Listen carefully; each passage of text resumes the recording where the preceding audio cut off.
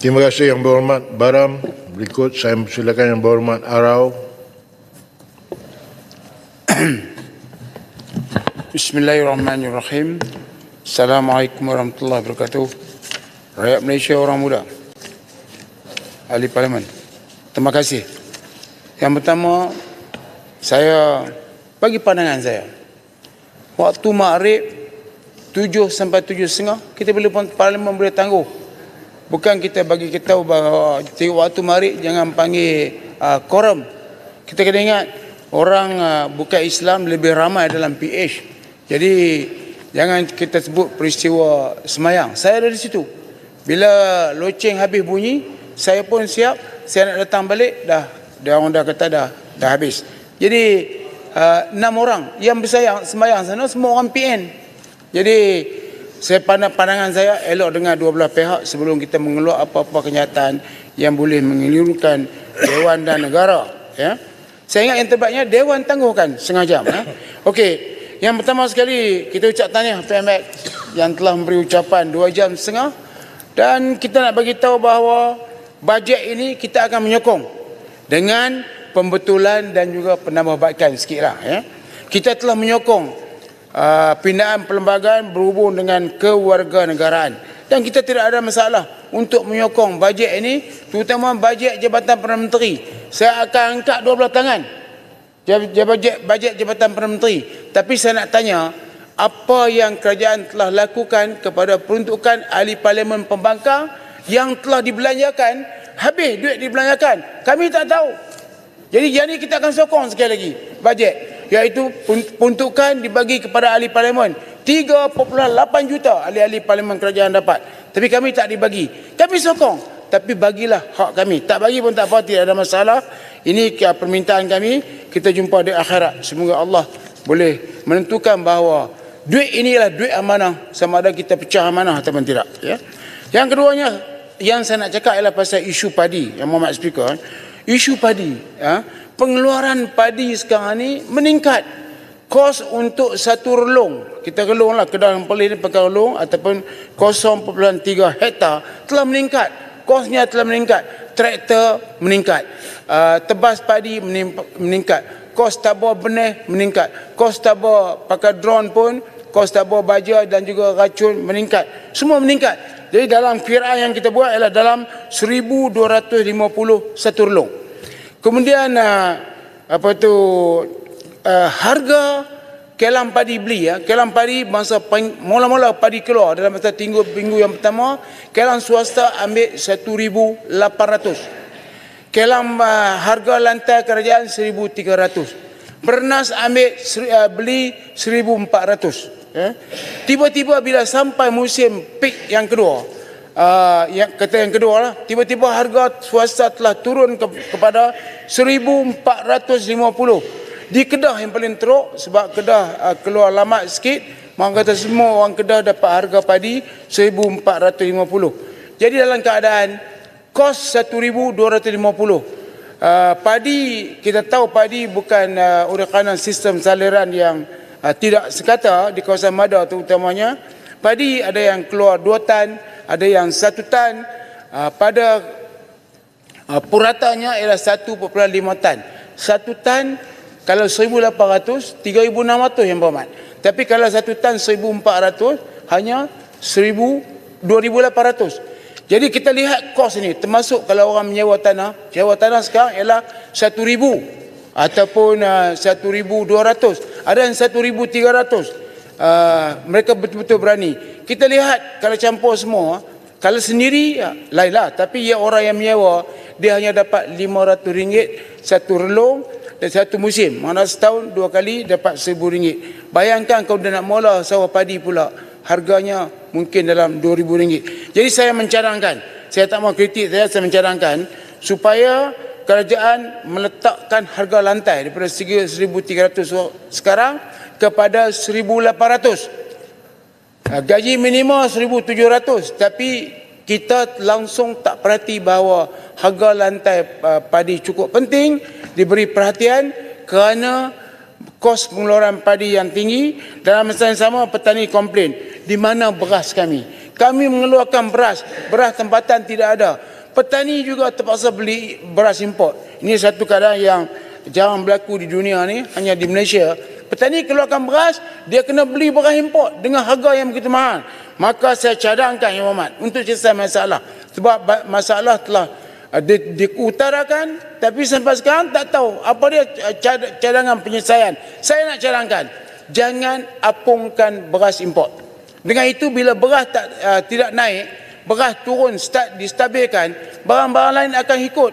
Cara kita nak lihat pattern kenaikan harga barang, dia ikut harga barang utama. Beras itu kalau dia tak naik, maka orang lain pun turun harga barang. Jadi ini cadangan telah dibuat ratusan kali, tidak berapa didengar. Kalau tak mau dengar tak apa, kalau kami memerintah, yang ni kita akan buat. Dengan itu harga barang akan turun. Laporan audit 2018, ini saya nak bagi tampin dengar. Laporan audit 2018, siri yang kedua menunjukkan bahawa audit telah komen bahawa pengurusan warga asing ini lemah. Siri yang ketiga, audit bagi tahu 100,000 orang masuk, pelancong masuk tak keluar. Takkan hampa sokong? Ini adalah masalah keselamatan rakyat Malaysia. 2017, 2018, 2019, 2020, 2021, 2022, 2023, 2024. Berapa ratus ribu? Kalau ikut perkiraan ini, sudah hampir 1 juta yang datang tak keluar. Di mana mereka? Di mana mereka? Dan lebih-lebih lagi, saya tabik Azam Baki, tahniah Azam Baki Tan Sri yang telah menangkap pegawai-pegawai immigration yang terlibat dengan counter setting ataupun counter yang dipermudahkan untuk orang-orang asing tertentu bagi mereka meloloskan diri masuk ke negara ini. Hak ini kita ucap tahniah, tapi kena ingat, ini yang dibuat di KLA. Bagaimana di pintu masuk yang lain? Di Perlis, di Kedah, di Kelantan, di Perak. Ini kena kita bagi perhatian supaya perkara ini tidak berlaku. Dalam masa yang sama Yang Berhormat, kita lihat fake IC ataupun IC tipu juga berluasa. Kita tahu IC ini tipu, tapi tak dapat kita buat apa-apa dan ianya berluasa. Maka macam kad UNHCR. Kad UNHCR, kononnya mereka ini di bawah perlindungan bangsa-bangsa bersatu. Pergi Cakir Road. Kalau setampil nak, setampil pula maaf. Kalau setampil nak, pergi ke Cakir Road sekarang. RM50 boleh beli kad. Tambah muka dia pun ada iras-iras, boleh beli kad. Itu menghina namanya tu, Arau. Okey, kalau gitu muka saya iras. Saya dapat kad itu dulu masa jadi menteri. Dia sebenarnya handsome hero Hindustan. Okey. Tapi dia kata hina, tak apalah, saya tak puji dah lain kali. Okey, mari tajuk ni balik. Ganggulah kamu ya. Okey, tajuk ni balik. Fake IC. UNHCR, kad UNHCR yang diselewengkan. Saya mencadangkan supaya kerajaan mengeluarkan IC baru selama tahun depan supaya kita dapat kesan orang yang mengeluarkan kad pengenalan tipu. Dibimbangi pelancong yang tak keluar ni pun juga di antara orang yang membeli kad tersebut.